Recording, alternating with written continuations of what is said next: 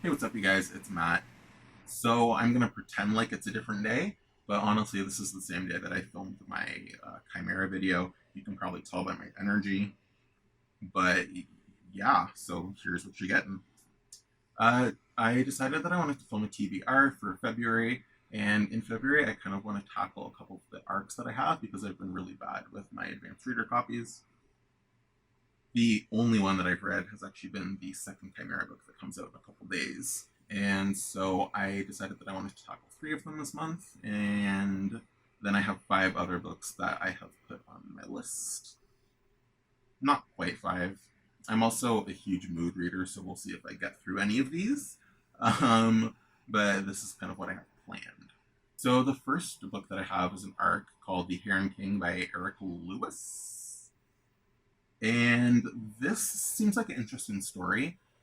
Basically, after this warlord slaughters some woman's patients, this woman, Sister Alicia, decides to leave the cloister and kind of minister and heal the wounded throughout the countryside.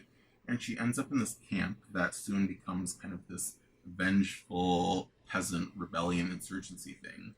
And she kind of has to work to dampen and quell their anger while healing their wounds. But then it turns out that there's actually this foreign kind of element that seems to be prolonging the conflict in this country. And so she decides that she actually has to risk all the lives that she's been so adamant in protecting in order to unmask this conspiracy, bring it to light, and hopefully end this conflict, this war, a lot sooner. So it seems promising. I really don't know much about it. I think it's a debut, so I'm hoping it's good, but we shall see. So the next book that I have is The Age of Witches. This one I know literally nothing about. I just saw the cover and I wanted it. I wanted it really bad, and so I requested it and got it. Um, Basically, this is a story about a woman named Harriet Bishop, and she's descended from a long line of witches. She uses her powers to help women in need, typically witches, but sometimes regular humans. And it seems that a distant cousin has been using powers in a kind of dark way and has been affecting two young people, and one of whom might just be a witch herself, it says in this blurb here. And so I don't know, I'm intrigued and I'm curious to see what it's about. I really like the idea of witches, but I tend not to like books about them as much as I would like to. So we'll see how it goes. So next up we have a book called Master of Sorrows. This one is kind of interesting. It's flipping a trope on its head. I've seen other people do this before, so it's not necessarily original. But basically, there's a chosen one in the story, but what happens if the chosen one is evil? Turns out he might be the reincarnation of an evil god, and he kind of has to deal with that while navigating through this world. He basically goes to an academy of warriors and thieves, and unlike his classmates who were stolen as infants and raised in this kind of society, this academy, Anev, our main character, was actually born within this academy, and he was supposed to be executed but wasn't. We're not sure why. And so he's been raised and he's kind of hiding the secret as well as a secret deformity that could really pose problems for him. He's caught between two kind of warring ideologies and has to choose between his kind of priestly masters and his academy teachers. And that's all I know. The next book I'm talking about is Daughter from the Dark. This is a book by the Dyachenkos. This one I actually just finished a couple days ago. I got the book sent to me from the authors, but I really appreciate you guys sending that to me, so thank you. I decided that I'm going to re-listen to the book. I decided that I'm going to reread the book, the finished copy, just to see if there are kind of any differences in the text. And so I'm just curious. I'm going to read it a second time because that's what I did with Vita Nostra. I immediately reread it, and so I'll film a video about it afterwards. I'm excited to jump into it again. Then there are two books that I have started literally months ago and just haven't finished for whatever reason. It's really stupid. The first one is Beneath the Twisted Trees by Bradley Beaulieu, and he has written the Song of the Shattered Sand, starting with 12 Kings and Sharakai.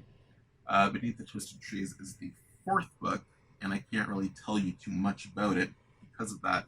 But basically, there are 12 kings in this desert city of Sharakai, and they are immortal. They've been ruling for the last 400 years, and they have an iron hold on the city. There are these creatures called the Asir that live beneath twisted trees in these blooming fields of flowers and thorns. And so they're called like once a year to storm the city and kill some people. Basically, the kings are bad news. The kings have a ton of daughters that are trained as blade maidens to protect them. And our main character, Cheda, is a pit fighter. And when her mom is killed, she decides that she kind of wants to take down the kings, and so she becomes a blade maiden, and things go from there. We follow a couple different characters. There's a man named Emery who Jada has kind of had an affair with. There's a scholar named Avood who gets some very interesting powers.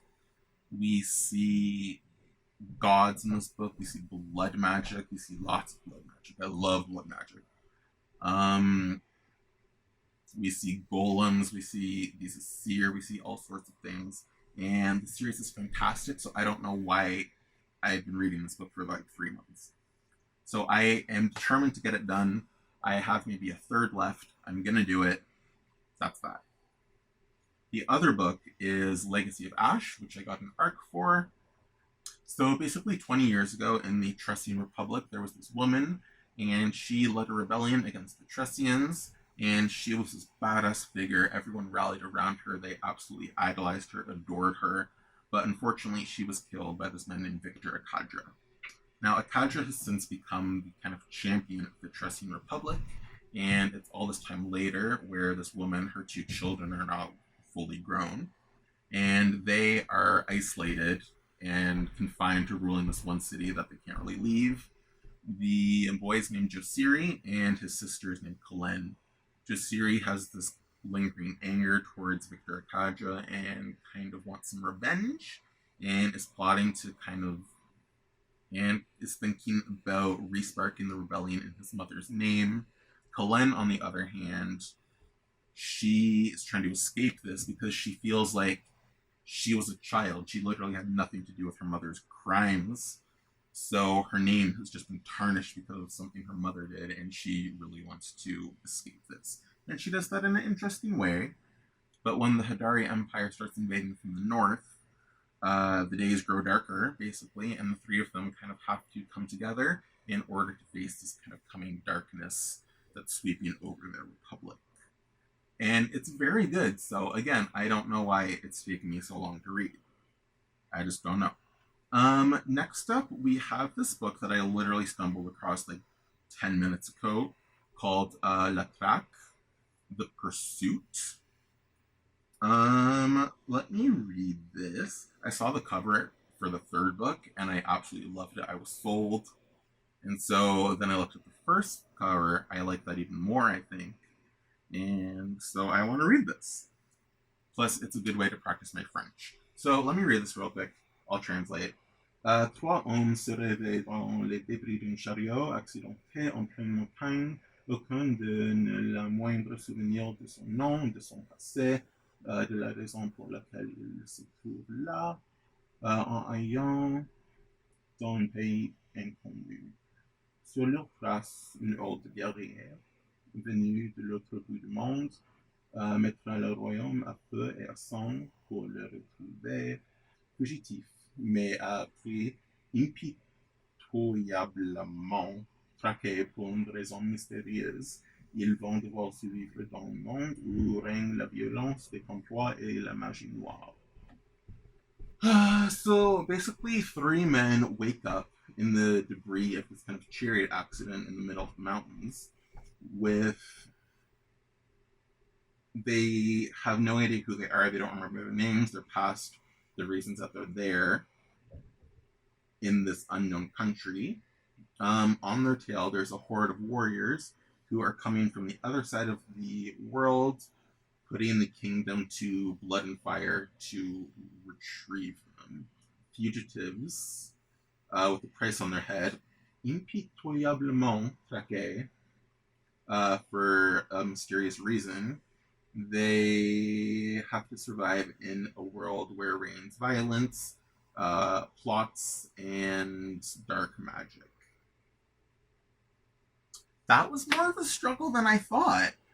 Reading it out loud, in my head, I was like, I got this. But out loud, I was like, they don't got this. I'm a little embarrassed because I thought my French was good, but apparently it's not.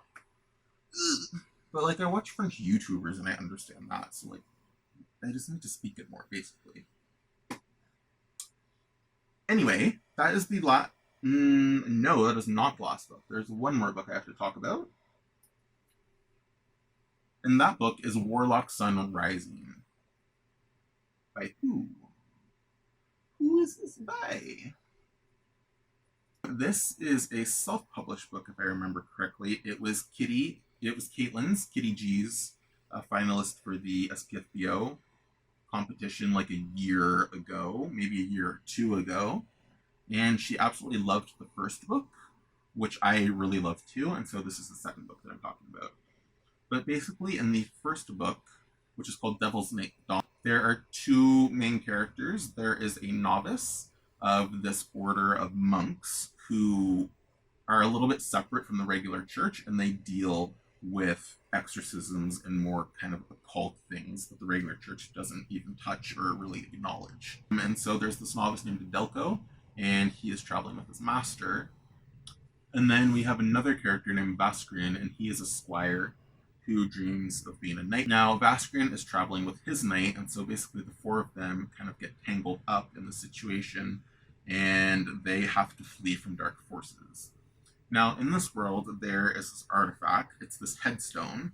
It was shattered into four pieces, and these pieces were scattered to different corners of the world. Yes, so these four main characters are fleeing dark forces, and they're trying to reach safety, as well as warn some people that the headstone was stolen. And if all of these four pieces of the headstone are gathered together, this dark warlock named Andragorix can bring about the end of days, basically, is the plot. So I really liked the first book. I thought it was pretty good. It was a little bit slow to start, but I really got into it, and I'm excited to see what happens in book 2. Hey, what's up, you guys? It's Matt. I'm coming to you from like 3 days later, just to kind of update my TBR because I finished Beneath the Twisted Trees by Bradley Beaulieu, and it was fantastic. So I'm really excited for When Jackals Storm the Walls that comes out in July. But there are also some additions that I just wanted to add for this month. So the first one is The Bone Witch by Rinchipeko. This is an audiobook I downloaded the other day, and then immediately after, my friend Ashley from Don't Have a Degree in Reading posted a video talking about the whole trilogy and why you should read it. And so I'm going to pick it up like immediately and see how I like it. I don't really know too much about it other than what she said, but it takes place in a world where there is this kind of elemental magic that people have. There are different varieties of it, and our main character, Tia, her variety is death. And it seems like, for whatever reason, she's exiled to an island, and we don't really know why. And then, along with that storyline, we go back in time and we see, I guess, the events that led up to her exile. So that is one of the editions. Another book that I started is Quillifer by Walter John Williams. I'm just past like the inciting incident, but basically there's this character studying to become a lawyer, and in the beginning of the novel, these people called the Ikoi come and raid the town, take everyone as slaves, take all the wealth, and the country is just plunged into civil war, it seems. So it says that he's embroiled with a bandit gang, caught up in some courtly intrigues, and becomes the plaything of a jealous goddess. All while the civil war brews and rages, I guess. So it seems pretty promising so far. I'm not too far into it, but I think that'll be a good one. And then the last thing I wanted to update you guys on is the series that I started literally yesterday. The books are super short, so that's nice. But it's the Cradles series by Will White. I kept seeing it on Audible being recommended to me all the time, and I was really resistant towards it for whatever reason. Just because the synopsis was like very brief and sounded pretty dumb. But then I looked at the reviews, and the reviews are incredibly glowing. And everyone says the book sounds dumb, but just read it; it's great. And so I read the first one, and I actually really loved it. It's a very underdog story, something that we've seen before in Jim Butcher's Codex Alera series, for example, where our main character, his name is Lyndon, and literally everybody there has magic of some variety. And Lyndon, he gets tested on his 7th birthday, and it seems that he has no magic, which means he is called unsold. And it basically shames his family and means he's of the lowest of low standing. And he basically just kind of has to forge a path for himself going forward. And what's, I guess, just fun about this series is it's not a lit RPG book. I usually tend not to like those.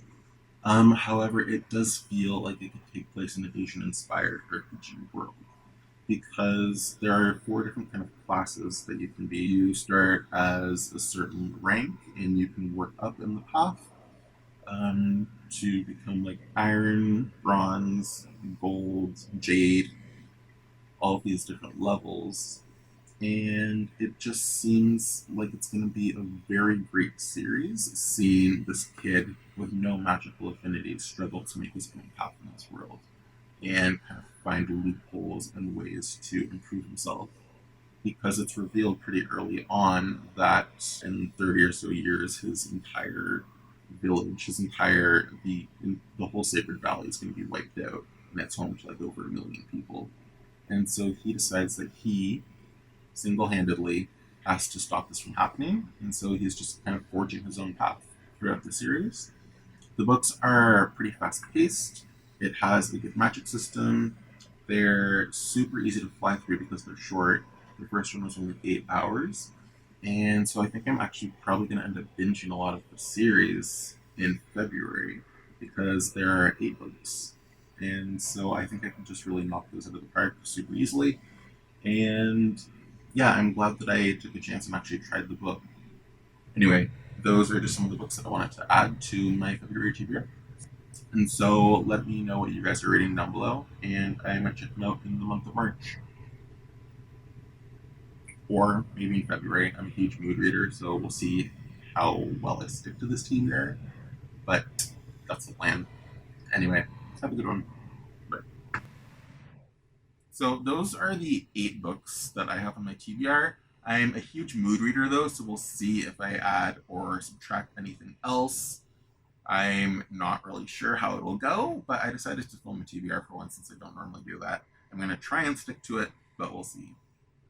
Anyway, let me know what you're reading in the comments down below. I would love some more recommendations because your TBR can never be too long, in my opinion.